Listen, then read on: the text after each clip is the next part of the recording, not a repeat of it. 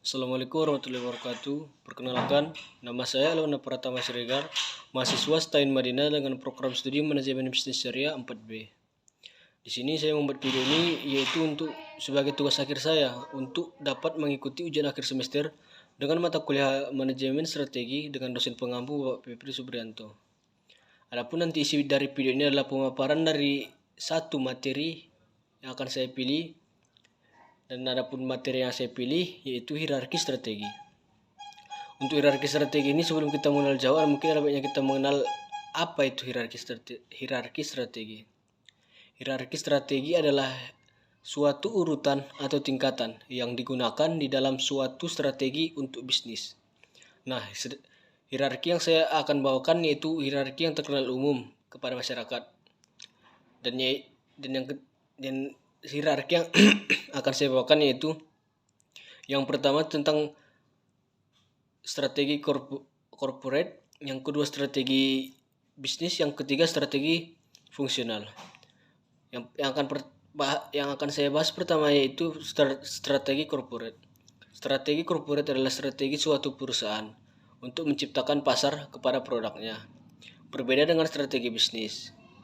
Sedangkan strategi bisnis ialah suatu strategi yang dimana bagaimana mereka menciptakan produk tersebut bertahan atau dapat bersaing di pasaran.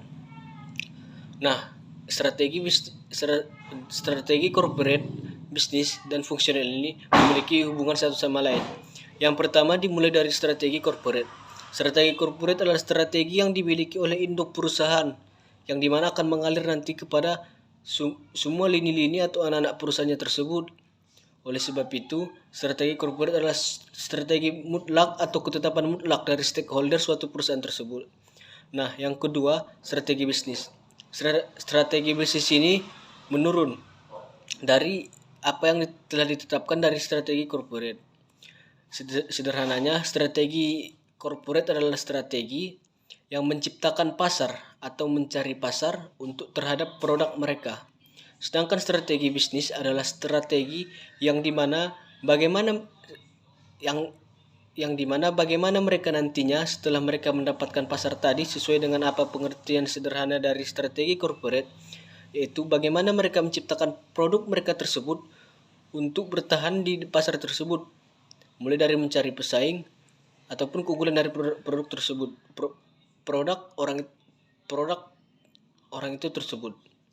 Nah, sedangkan strategi fungsional adalah strategi penggunaan secara efektif dan efisien terhadap segala sumber daya yang ada di perusahaan tersebut guna menunjang ke produktivitas yang lebih meningkat dari perusahaan tersebut.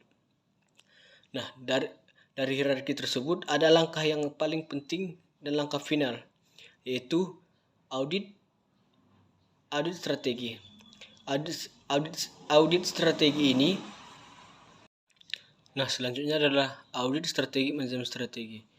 Audit strategi manajemen strategi ini adalah laporan hasil atau peninjauan kembali terhadap strategi yang kita bawakan apakah sesuai terimplementasikan sesuai dengan apa yang direncanakan sebelumnya. Nah, sebelum melakukan pengauditan, hal mendasar yang kita perlukan yaitu yang pertama adalah data. Dari data tersebut kita dapat melakukan peninjauan kembali.